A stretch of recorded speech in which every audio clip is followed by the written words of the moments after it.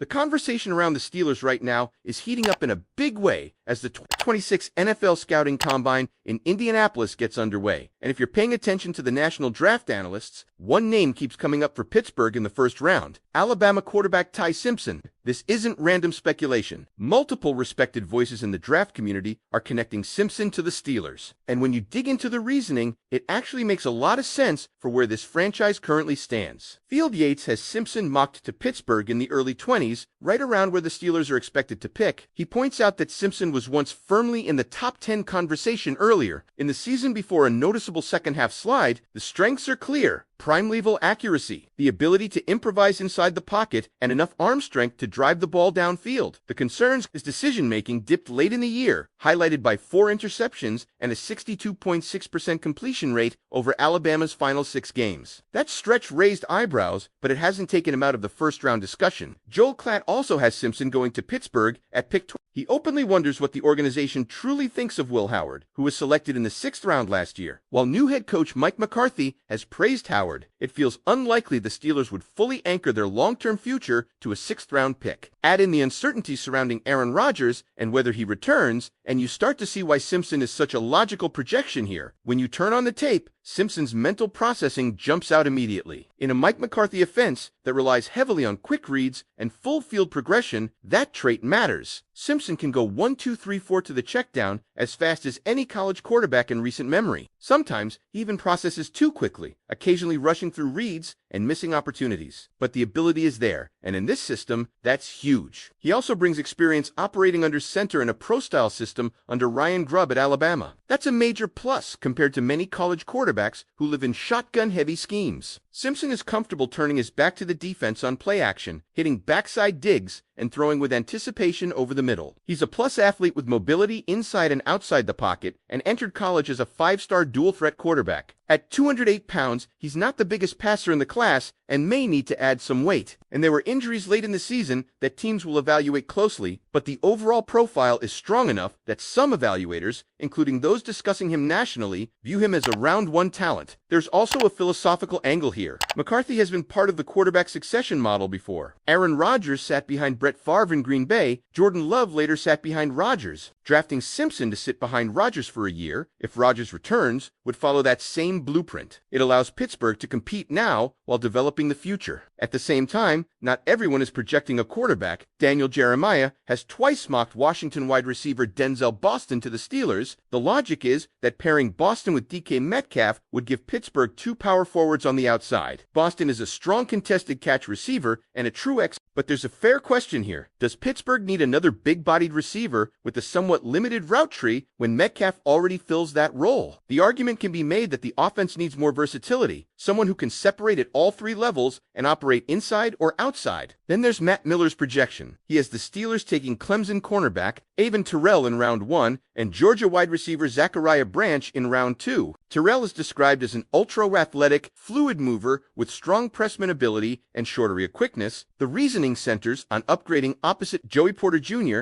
but James Pierre quietly posted an 86.2 PFF grade last season, the second highest among corners, even in a limited starting role. He played 14 games, started 5, and consistently stacked pass breakups. There's also the belief that he may not command a massive contract on the open market, as he wasn't even included in the Athletic's top 150 free agents list. If the Steelers can retain Pierre at a reasonable price, does corner truly need to be addressed in round 1? Branch in round 2, though, is intriguing. He's electric with the ball in his hands, a dynamic return man, and fits the quick pass, yards after catch philosophy that Rodgers has thrived with. There are technical issues on film, catching with his body and unnecessary jumps at the catch point, but the explosiveness is undeniable. So here's where it gets interesting for you as a fan. If the Steelers believe Rodgers has 1 more year left, do they prioritize a win-now receiver, or do they secure the future with Ty Simpson and trust that the rest can be filled in through free agency or later rounds? Is the long-term quarterback stability worth potentially passing on an immediate offensive weapon? What direction would you take if you were in the draft room? Secure the future at quarterback now, or load up around the current roster and push Olin for 2026? If you lean toward securing the future, then the Ty Simpson conversation becomes even more layered. Because this isn't just about whether he's talented enough to justify a first-round pick. It's about timing, it's about philosophy,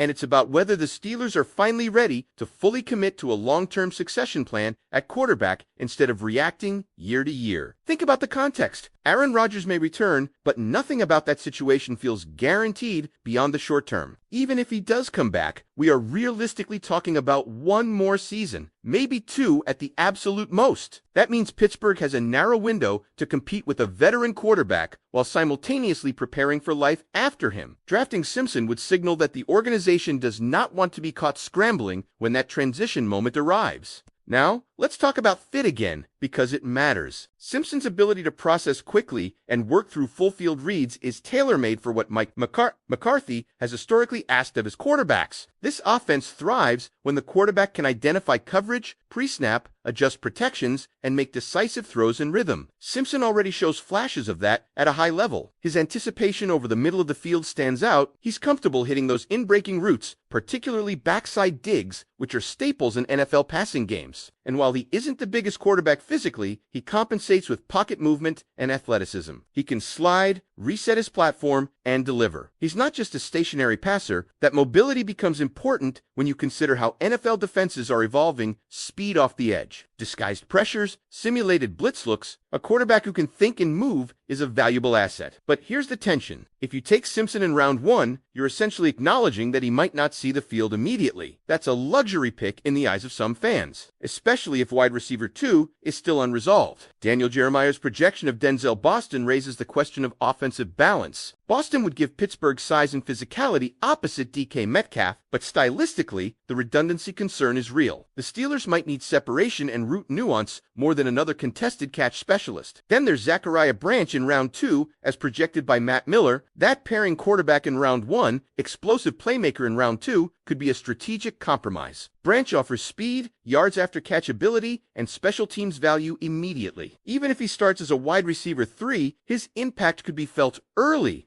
And if Calvin Austin 3 hits free agency and Roman Wilson doesn't take a step forward, Branch fills a clear need with upside. On the defensive side, Avon Terrell is an interesting evaluation case. Joey Porter Jr. is already emerging as a cornerstone at cornerback. The question becomes whether the Steelers truly need to invest a premium pick opposite him or whether retaining James Pierre solves that problem efficiently. Pierre's 86.2 PFF grade in strongman coverage reps suggests he may be more than just a stopgap. If the organization believes that, spending round one capital at corner might feel unnecessary compared to addressing quarterback or wide receiver, and that brings us back to the central debate. Quarterback is the most important position in the sport. If you believe Simpson has legitimate franchise potential, you don't pass on that lightly. History shows that teams regret bypassing quarterbacks more than they regret reaching slightly early for one they believe in, but forcing the pick, as was mentioned in reference to past draft decisions, is also dangerous. The evaluation must be conviction-based, not desperation-driven. There's also the developmental component. Sitting behind a veteran like Rodgers, if he returns, would allow Simpson to refine footwork, add strength, and clean up late-season decision-making lapses without the pressure of immediate results. That apprenticeship model has worked before in similar coaching trees. It requires patience from the fan base, but it can stabilize the most volatile position in football. At the same time, if Pittsburgh believes the roster is close, if they believe adding one dynamic offensive weapon or reinforcing the secondary puts them over the top, then the urgency to draft a quarterback early diminishes. You go Elin for 2026. You maximize the veteran window. You trust that quarterback can be addressed later if necessary. So now, it really comes down to identity. Are the Steelers positioning themselves for sustained long-term stability? Or are they prioritizing immediate impact pieces around a short-term veteran quarterback? Is Ty Simpson the future face of the franchise waiting to be developed? Or is the smarter move strengthening the roster around what already exists? And this is where everything starts to feel real, because draft night decisions are rarely just about one player. They're about commitment, they're about vision, and they're about whether the Steelers believe their window is opening, closing, or simply shifting. If the front office walks into that first round believing Aaron Rodgers gives them one legitimate shot to compete right now, then the pressure to surround him with immediate impact talent becomes stronger. In that scenario, passing on a ready-to-contribute wide receiver or another premium position player for a quarterback who may not play this year could feel risky.